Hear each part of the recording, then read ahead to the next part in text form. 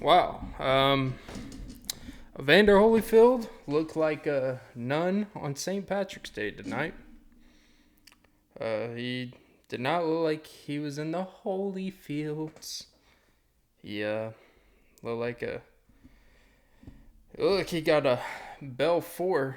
He got his bell rung by Belfort. That was not great. It's not great. I understand he's 58. I mean, Jesus. Like, he also, for preference sake, by the way, I'm referring to the Vitor Belfort versus Evander Holyfield fight tonight.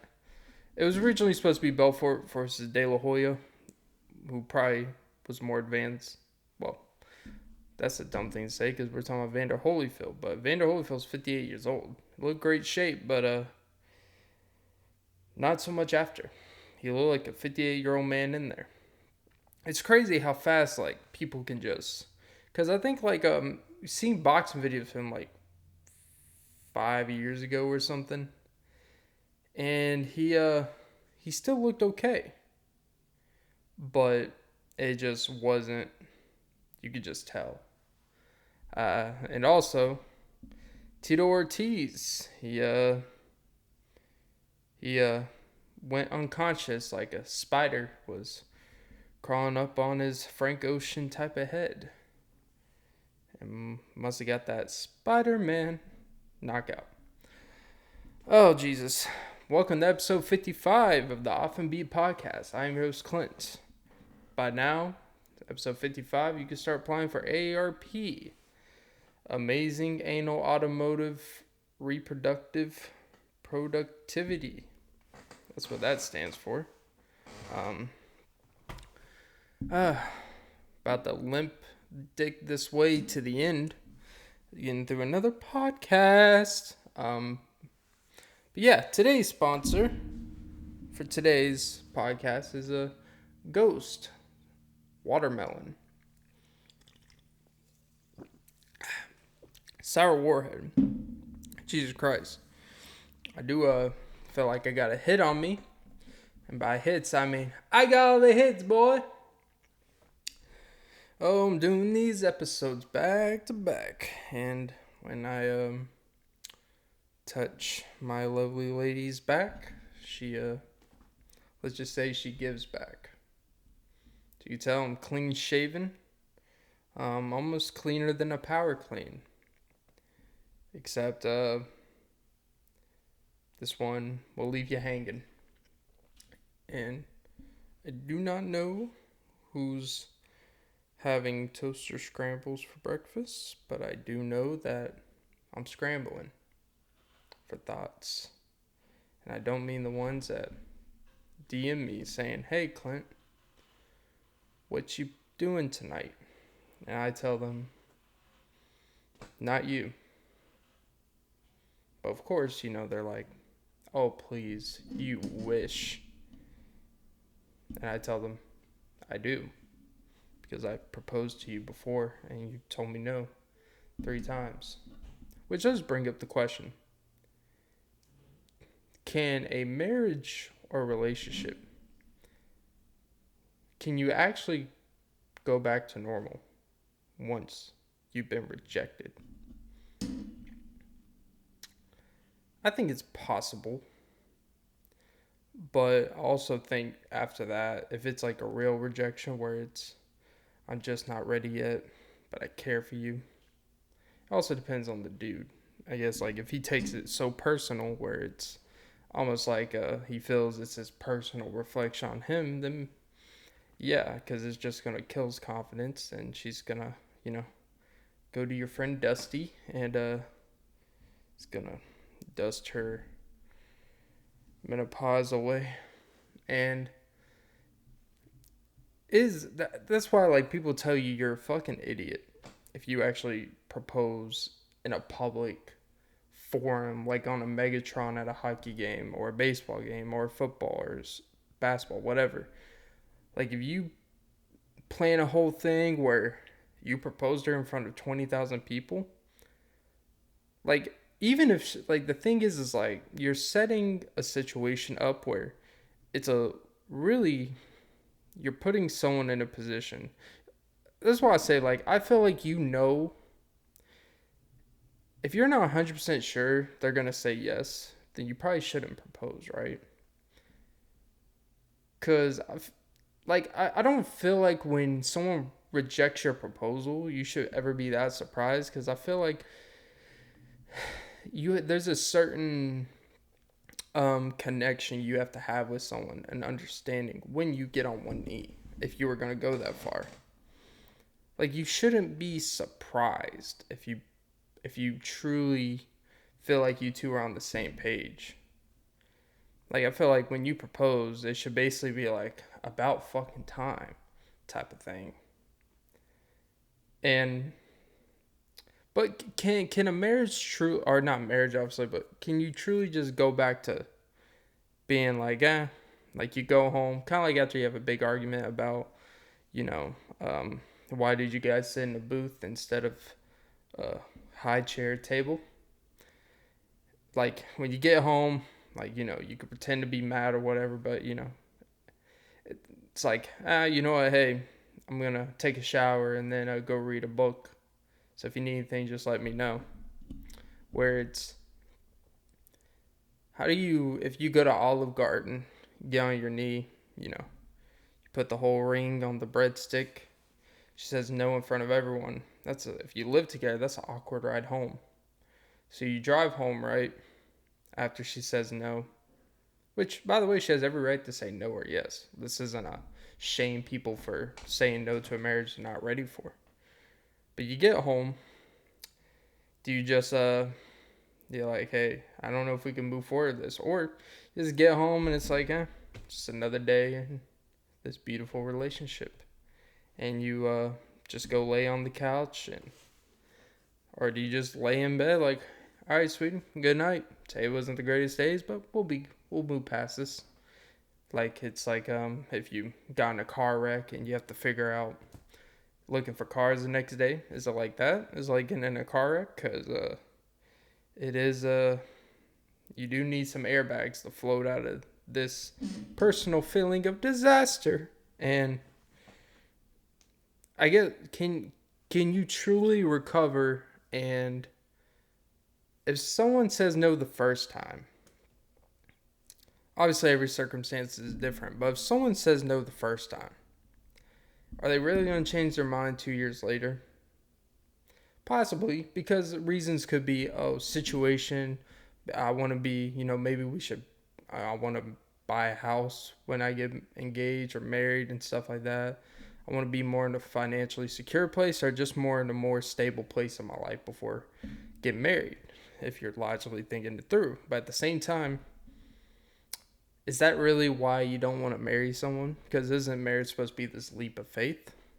Obviously, you still got to take calculated risks. You can't just be a fucking idiot and, marry the girl at the car wash because you like the way she shines your fog lights. You're probably going to need a little bit more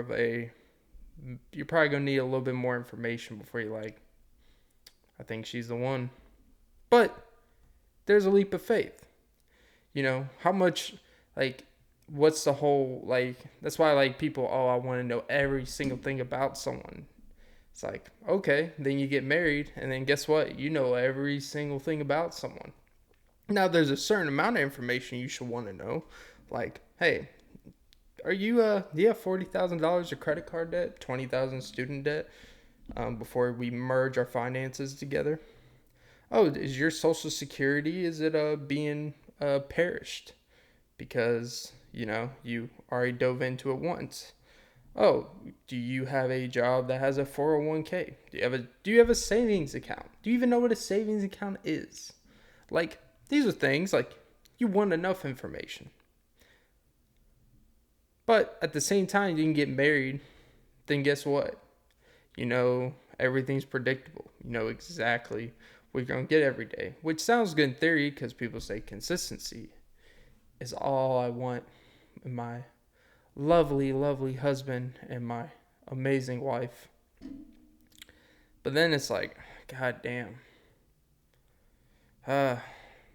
Again, reading another housewife book. Oh, Jesus. Another autobiography about Teresa Giudice.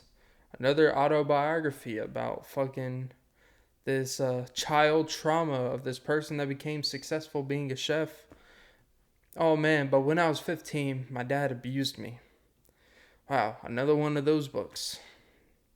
It's like, or do you like a little surprise? Maybe you want to find out that your wife used to have a penis. I mean, that'd be a surprise, but you know what? Keeps it interesting, keeps the flavor. It's like jerk chicken Lay's chips. Not much of a spice. There's I've had more heat in the salt and vinegar Lay's bag of potato chips than jerk chicken. Now, granted, jerk chicken, I don't think jerk chicken is supposed to be specifically spicy, but every piece of jerk chicken I've ever had, I sniffed and eyes got a little weary. Maybe that's not what it's designed to be, or maybe I just have a low heat tolerance. But it should. I feel like if you're going to resemble some in some fucking chips, where you're missing half of the bag with chips anyways, and you're overcharging people for inflation, I think I'm expecting a little heat, and when I don't, I'm thinking like, man, am I losing my taste? Do I have COVID? Or they really just made this for uncultured people, whatever that means. But anyways. But can you truly recover from being like truly rejected? No, right? I'm not talking about like you had a drunken night and you're just laying in bed after a couple shots and some Molly and you're like, I want to marry you, as you're sweating your ears off and all your wax is dripping down. It's kind of like when a girl's crying with mascara on when she dress up as the witch's brew. Except you're creating a very heavy situation at hand. And then you wake up the next morning like, hey, I do have strong feelings for you, but I don't know if I'm ready for marriage. This was just kind of pillow talk, being drunk. I'm talking about you bought the ring, you planned a whole thing, and you do the whole shebang. You get on a knee, make sure the moon is exactly the way you want it. Make sure the weather was decent. You make sure you check all the boxes before so she has no choice but to say I do.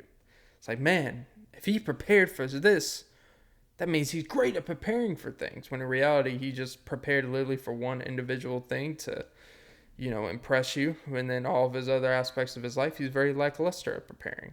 So maybe don't make that judgment based off that one night he set up greatly. But yeah, great day at the aquarium, right? Beluga whales. It's like, man, he took me to the beluga whales. He's really considerate. Because he knows I love petting beluga whales. He's the one. But can you recover? I mean, anything's possible. People forget. Because it's not even something to forgive about. Because it's like, it's not like someone made a mistake. They just told you the truth. That they're not ready to be married to you.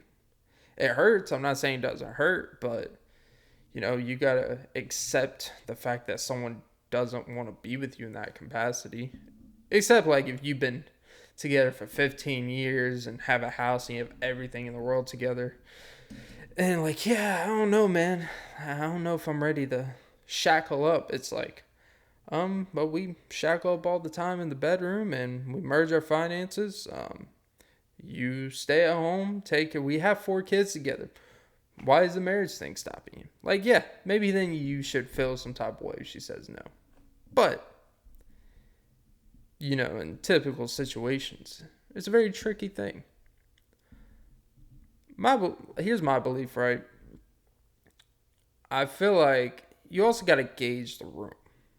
Like I said, I don't feel you should ever be 100% surprised if someone says no to your proposal. Because even if you think they're going to say yes and they say no, that means you guys don't connect on something. That means you either have not talked about something, or even if you have talked about it, you can understand that things may, timing and everything like that. It's a very tricky thing. Obviously, I'm pretty sure there's situations where, like, those people say, oh, he he legitimately proposed to me 5 times. And, the sixth time I knew, just because his persistence, it's like, damn, you just like dehumanize this man where basically he's just like, God, please marry me. Oh, Jesus. And I feel like if you ask twice on two separate real occasions, considerable distant amount parts and life changes in between, there's been true progress in your situation, and they say no both times, they probably just don't want to be you. They probably just don't want to commit to you in that aspect. That doesn't mean that they're not faithful or nothing like that. It could just mean like, I don't know. Because when you say yes, you're asking a woman to submit. And I know that sounds like a bad thing. Oh, submit. No, I'm a boss queen. It's like, okay, you're still submitting your life to someone. Or if he's submitting to you, whatever works for you. I think there's different ways to go about that, but teach their own. But you are asking someone, let's just say, dedicate literally the rest of their life to you. You're asking them to change. I know people don't want to say it, but when you get married, your life will change. If you're truly doing the right things. Marriage isn't just, oh, we put a ring on it, then all of a sudden, now we care for each other more. It's like, if you were taking it serious. I know I'm rambling here, so I'm going to kind of veer off this in a second. So, if she says no the first time, and it's a legitimate first proposal. I'm not talking about one of those high emotional when you were 20 years old and you proposed to a girl after 9 months of being with her. Like, yeah, of course it wasn't going to go well. What the fuck did you think was going to happen, bud? You can't go to Orlando, Florida and propose on the tennis courts and expect her to, serve you back, and then you fist her insides and realize, damn, she hasn't been feeling anything this whole time. Oh, man. Talk about a solid liquidation. Osmosis. Jones. But anyways, that got disgusting.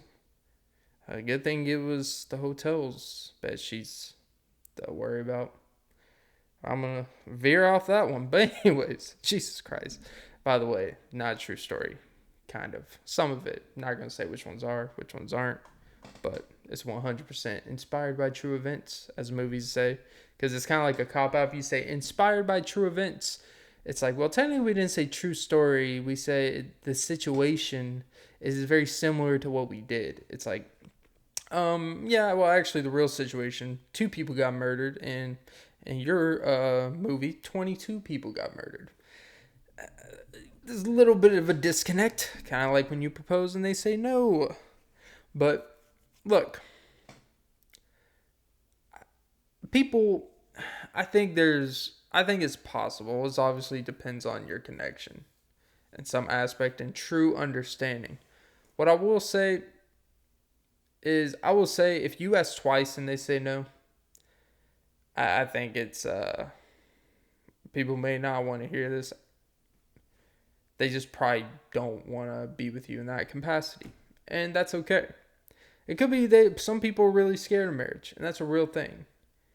Some people are just really scared of, they can be strongly committed as a boyfriend-girlfriend because there's still that safety out. So it's really like this genuine, because when you're with someone as a boyfriend-girlfriend, like, people still, for better or worse, they still have to kind of play the best version of themselves, or there's a real possibility they could just leave you. The person could just leave you if you just start being some type of asswipe, right? And they would technically be nothing looked down upon. They could just leave you.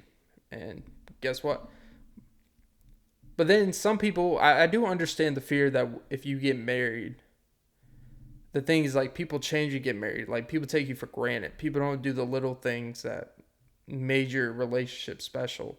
It's not as spontaneous. Like, oh, we're married. She knows I love her. Oh, we're married. I don't have to do nothing for him. Everything becomes a routine, and it's not this genuine spontaneity. You're not thinking about each other every minute of the day because you feel like you have this foundation that's secured by literally papers, literally by the house you live in, literally by kids you have. It creates a structure, which is very important.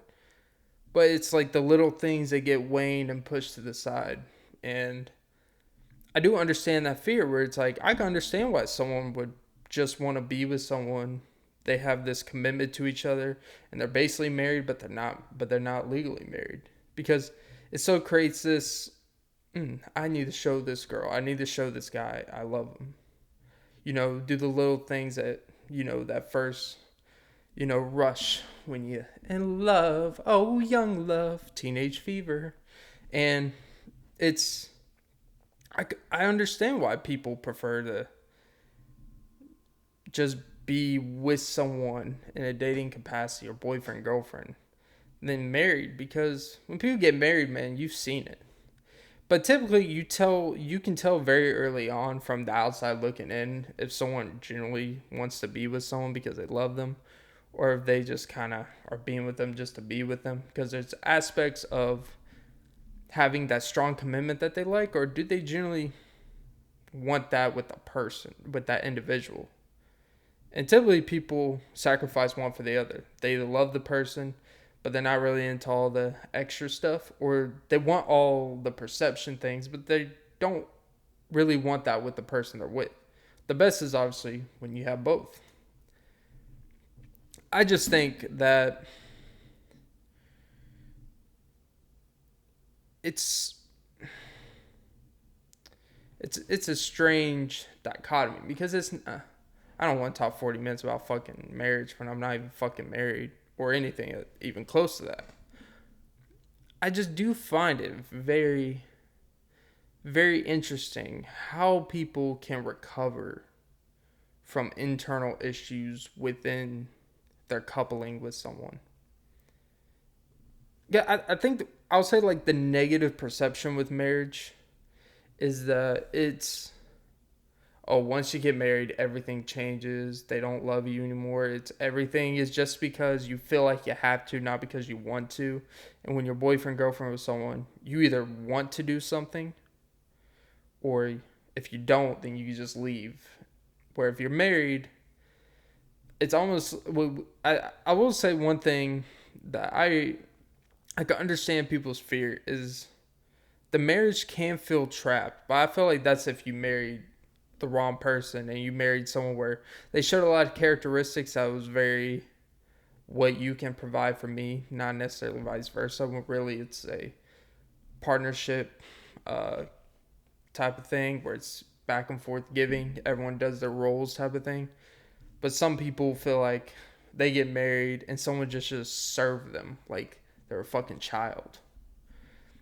And that's the thing when you hear these dudes talk about like alpha marriage, like woman on Sundays when the Falcons are getting their ass blown apart by the fucking Panthers in 2016. They just feel like in between 1 p.m. to like 10 o'clock at night, the wife should just be in the kitchen cooking them appetizers, getting meat trays from Publix and serving them like Cleopatra, like an Egyptian maid, flipping the wrist, whatever you need, honey, with their apron on. When it's like, nah, that's not really what to me, a health. If someone wants to do that, sure. But that's not really what fits into the definition of what a woman serving her man type of shit. Like, that's kind of like going extreme. It's like, honestly, I would just rather be the fuck alone on Sundays. 8 o'clock, hey, if you want to put some anitizers or go pick up some Wingstop, bring it for the boys, I would appreciate it. I may even tip you. Wow, that's weird, tipping my wife. Hopefully I'm tipping her a lot. But I may actually tip her just because, feel bad. And then I'll just be like, you know what? Go to Macy's. Go cut some coupons. I don't know what women do. That's not really sexist. Go cut some fucking coupons. What's wrong with me? Oh, nothing wrong. It's a man's world. And go get my 2% milk, you fucking slut.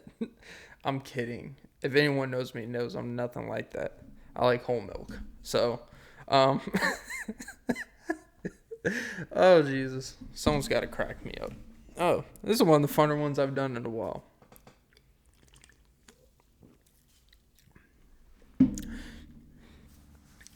But look, on a serious note, yeah, I don't know. Call my male ego fragile, and that's fine. It's funny how anytime men are completely like destroyed, I wouldn't even say destroyed, but we are hurt by things that would naturally hurt a human being no matter how strong you are. It's like, oh, the fragile male ego. You know what? If he doesn't let you get fucked by four other dudes, that's because he's insecure. That's because he doesn't feel he can satisfy you. So he's scared to let four other dudes because he feels he's not adequate. It's like, or you know what? Maybe I just don't want my wife fucking four other dudes. I don't know. Is that fucking crazy? I'm sorry. You know what? That's when like this open fucking relationship shit. It's cool. If you want to do that, that's cool. I'm not one of those people that preface things just to throw caveats and do a Stephen A. Smith where, oh, I mean, no disrespect. He's a great guy. He was a great player, this and this. But man, he's a piece of shit. It's like, meh, yeah, you can't just put caveats to preface when you're about to completely just say some personal disrespectful shit. Like, but the open relationship thing, right? If that's your thing, then that's your thing. If you're both on the same page, but typically people are like, well, we were in an open relationship. And the other person's like, we never had to talk about open relationship. We're pretty monogamous. We literally live together, one on one. Not, if I would have knew we were open relationship, I would have. Oh, trust me, I would have been open. Oh, I would have opened the sea and see what's for me. But the issue is, it's funny, the ironic part. People in open relationships say monogamy is this outdated. It says, oh, they're the real insecure ones because they got to feel like they got to have territory. No one can do anything with anyone else. And although I don't think territory of a human being is ever a good thing. That's why you got to be careful with these. But typically, the issue is people want territory of people, but they don't really want someone to be territorial of them. So it's like this weird thing where they want to be free, but if their wife or their husband were to do literally the same fuck shit that they're doing in private, they would like throw a fucking fit and play victim and all this shit. But I digress. There's nothing wrong with it's just ironic to me that two people could be extremely happy. A monogamous marriage, couple, whatever. Be extremely happy and they'll tell them, well, you guys are the ones not doing things right. Well, you guys are doing outdated. They'll always say, we're originally like chimps and chimpanzees where we just fuck any and everyone. It's like, yeah. And then they'll bring like kingdoms and stuff where the one king will fuck 10,000 women and his queen is supposed to be faithful to him because of all that. Here's also what you gotta understand. It was a completely different fucking time. And also, men outnumbered women so much that these women had body counts out of the fucking world. It was insane. But again, I'm not going to go down that road. But when people like to bring, oh, we're ingrainedly mean to, fuck all 20 different people at a time type of shit. It's like, are we? Like, are we really? Or is that just an excuse to treat individuals like not humans just for your own personal venture out there? I'm not saying don't fuck multiple people in a given time if you're not married or all that shit, right? But when people do like cheat on their husbands or cheat on their wives, it's mainly meant for the men's side because those, we're ingrained. And there is an element where men are meant to go out and conquer and all that shit. Trust me, I get it. But you can't, like, these dudes will cheat on their wife with like 15 girls in like a 3-year span, right? The wife knows about it. It hurts them, but, they fall into it's about keeping a good home and all this shit, right? Even though they're just completely disrespecting their wife in all aspects. Don't give a fuck what they feel. They don't even care enough to stop or even to seek out help to, if they have these extreme desires to always just fuck anyone and everyone but their wife. And it's this odd thing where it's But if they found out that, oh, their wife starts chatting with someone, having an emotional affair with someone at work, they'll somehow find a way to play victim and be like, oh, that's so much worse because she's emotionally connected. I'm just fucking these girls and all that shit. It's like, yeah, look, you still had to text these girls. You still have to talk to these girls and connect in some aspect. Like, not just like, hey, bathroom, 5 seconds. Maybe 3 out of the 15, you just said bathroom in 5 seconds, and they'll be in the bathroom in 5 seconds. But typically, if you say in the bathroom in 5 seconds, it's probably not a girl that you're going to leave your wife for. Um, in terms of, chances are she probably doesn't have much to offer because she was that easy. Because she didn't stall to go into the stalls and, you know, sit on your stool while you're dropping a stool. That's nasty. If you were sitting on a fucking if you were sitting on a fucking toilet, especially in a public restroom, and you have a hard on and you're shitting at the same time, that's a little bit impressive. I'm not gonna lie to you. It's also fucking disgusting. Imagine if you're coming at the same time you're like releasing your shit out of your prostate. Because I don't care what dudes say. It feels good when you drop a big shit. Like, sometimes if it's a rough one, it kind of hurts. But man, when you release that shit, it feels so fucking good. Even if you actually get a little splash in the rash, it's all good. But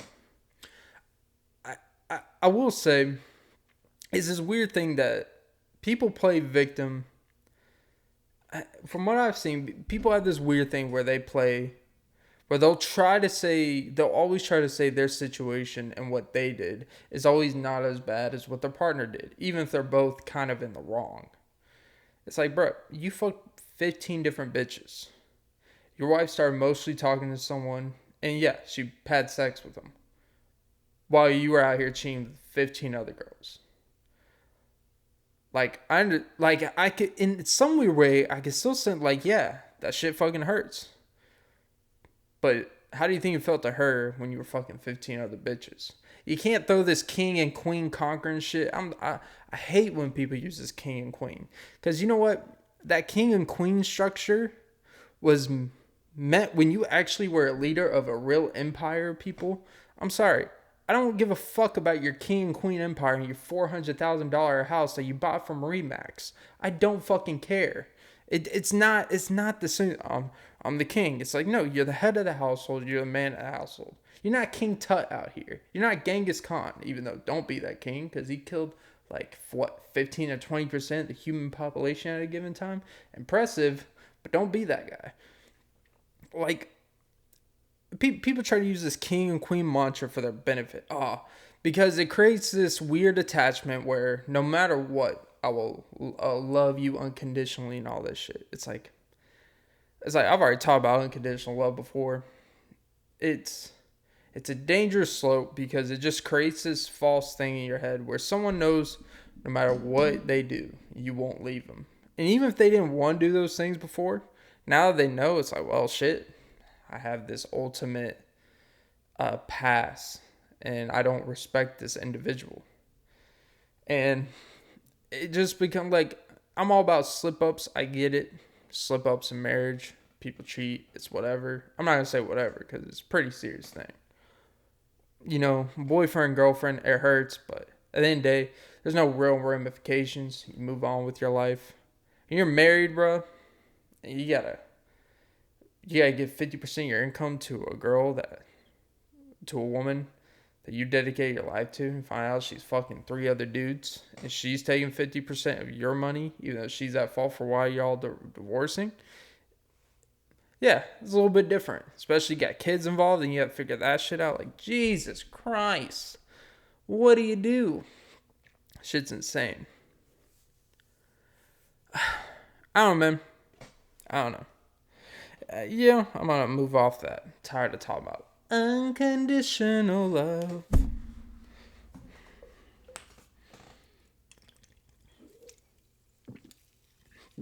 Oh, Jesus. So, me and my friend the other day, we're taking a stroll down a neighborhood. Neither of us lived in it, so technically we're probably soliciting, even though it's 4 o'clock in the afternoon and we're two white men.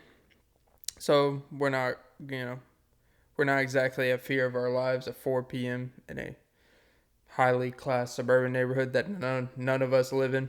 But you know what? People wave like we live there when they're putting their little Pomeranian, whatever the fucking dogs are, those ugly fucking dogs. The hair on them looks like the fucking Target pillow I have in my bed, which some people say looks feminine. I say, well, if being feminine means I wake up with some good neck, and by that I literally just mean my neck actually feels decent, call me feminine. Call me the feminine fancy. So we were taking a stroll, just a walk, trying to, burn some cows. And as we were trying to burn some cows, I sound like a fucking douchebag. And cow. So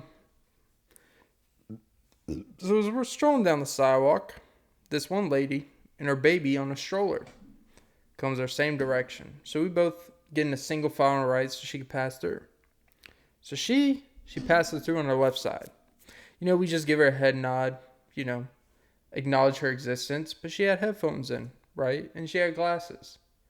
She passes by us. She just, no, doesn't really give us no mind. Not a big deal.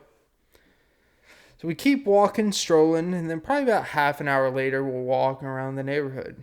And somehow we cross paths again. I don't know how. I don't know if she took some weird golf course cross path to enter our Matrix. Which, by the way, there's a Matrix Resurrection coming out. I saw the fucking trailer. Looks kind of weird. I don't know how you remake, because realistically, he's like, 50 some years old? And although he looks like he's in pretty decent shape, I'm not gonna sit here and think he's gonna be starting doing Tom Cruise Mission Impossible shit either. But hey, we'll see. Blue pill, red pill. Oh, mentality. So we cross paths again, about 30 minutes later after the first interaction. This time, same thing. She goes at the same speed, with the baby in the stroller, strolling through. And give her the nice old wave. And again, doesn't acknowledge us. Cool. I don't feel like every single person got acknowledged my existence. So then, maybe 8 to 10 minutes later, we're walking back to this front gate, the front area where there's a beach, the clubhouse, and there's a pool and stuff. There's a little parking lot there. So we're walking back there, and she's walking back too. Her car was literally right next to mine. To the right of mine, to be exact. Cool. So, my friend gets in the passenger seat. I get in the driver's seat. And as I'm backing out, she gets behind me. I slam the brakes because I'm not going back fast, but I'm about to turn. I brake. I was like, holy shit, I almost didn't see her. But I realized she wasn't just strolling behind and wasn't paying attention. She literally sat behind my car because she was trying to get my attention. Luckily, she did not have the stroller, the baby. It looked like she already put the baby in the car or whatever, luckily. So I was like, and I wave at her. And then she comes around to my window, right? Puts her finger down to tell me to roll down my window. And she's like, what you did earlier made me very uncomfortable. I just want to let you know that because I don't want you to be going around, creeping girls out and shit. By the way, this lady is probably in her mid-30s. She's older than me. It's not like I was waving some 15-year-old fucking girl. This lady's in her mid-30s. She has a fucking kid. She drives a 2020 fucking Suburban. I'm assuming she has a little bit of money. She probably lives in that neighborhood. I don't. I thought that's what she was like. I don't recognize you. You made me uncomfortable. Ha ha. She's like, no. I was like, wait, what are you talking about? Like, I genuinely, I wasn't even thinking, like, did I wave at this lady or whatever? She was like, the way you waved at me made me feel like I was at risk of being kidnapped. And I was like, even though I felt she was bullshitting, I thought she was joking. I genuinely, like, I didn't feel like escalating something that wasn't necessary. She felt uncomfortable. I was just like, well, I'm gonna be honest. I'm not 100. I don't remember exactly what I did. I remember waving at you and stuff. But if I did, I'm sorry. It made you feel that way. And if I see you again, I won't wave at you. She's like, well, no, it's not that you acknowledge my existence. It's the way you waved. I'm like, well, I didn't know there was a creepy way to wave at someone. And she was like, do you know how to wave at someone? I was like, well, I mean, yeah, you have the overhand wave. You have the quick, just like, squint your lips and like you don't really know someone, but it's kind of weird if you pass someone on the same sidewalk and you don't even just like tip your head and say hello, even if you don't know someone. That to me is a little bit more weird. So I just gave her the old, like, JFK's wife in the car before her husband got assassinated type of wave, where you're just doing except just did a little flip of the wrist, just like didn't say no words. It's just kind of whatever. The same hey you would do when you walk past a stranger. And she was like, well, because just so you know, because since you are a bigger guy, it is intimidating. I said, well, yes, I am a bigger guy, but I'm not the type of bigger guy that would manhandle you, right? I'm a little overweight right now. I didn't say it's there, but in my head, I'm like, well, I am technically bigger, but not the type of bigger that would make you think I'm gonna, Patrick Willis your ass or nothing. But I was like, ma'am, I'm sorry if I made you feel uncomfortable. Cool. And she was like, okay, as long as you know, that's all that matters to me. And let me tell you what I wanted to say. I just said, okay, and I rolled up my window. We went about our day. But if this was Mr. 4 years earlier, always escalating situations that weren't necessary, because I always wanted to make sure they knew I was right. And my goal is to not show you that I'm right.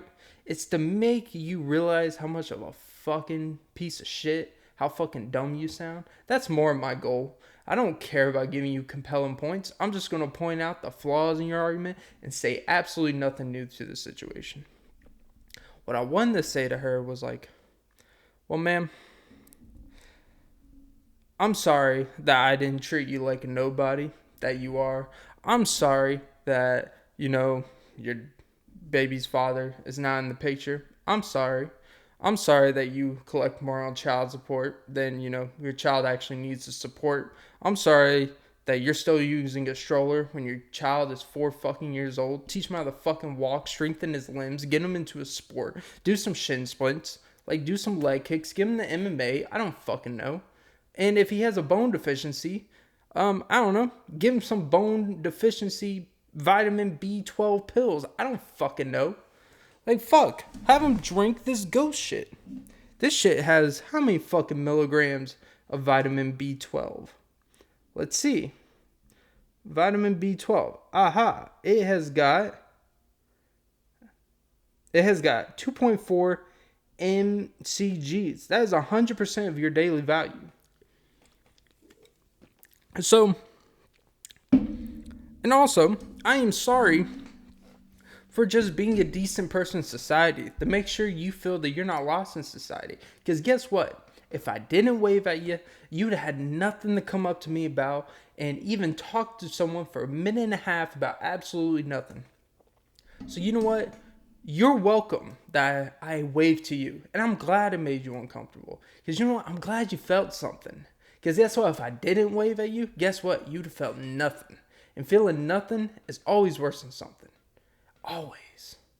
Always. All right, guys. That's episode 55 of the Often Beat podcast. I'm going to wrap it up there because she didn't want to wrap her fucking mouth and just keep it moving. And she thought she was going to come up to me when I'm with a friend of mine. Like, if it was a girl with me, if it was a girl with me, I'm not going to lie. I probably would have escalated. Or not even escalated, but I would have put this bitch in her place. And I would have fucking been on my precise bullshit, my wordsmith. And I would have confronted this lady, and then on the way home, I would have got some fucking amazing head. To the point where the fucking gear shift on my shit, she probably accidentally elbowed, who probably would have went in extreme, and probably would have gotten a car wreck. But guess what? Been ahead of the game. And guess what? It's been so worth it. Oh, Jesus. But since I was with the guy, I had no reason to impress. I don't care what people say. Yes, of course we fucking try to do things to impress sexually. Of course we do things to try to impress the opposite sex. That's human fucking nature. Never apologize for that. I personally don't feel I do anything to impress anyone in particular, but I think we have tendencies where we probably we're going to do things differently around our girlfriend, or especially our wives, than our boys. Type of thing. You know, just is what it is. But yeah. Don't forget to like and subscribe to the vid. Talk too much about proposals and marriage. I should probably stop talking about things I know nothing fucking about. But alright. Oh yeah. Like and subscribe. Follow the IG that I don't even go on. You know the drill. Oh yeah. And suck some titties. And yeah. Have a great fucking day. And this is your Sunday pod. Oh yeah, and NFL's kicking off, and yeah.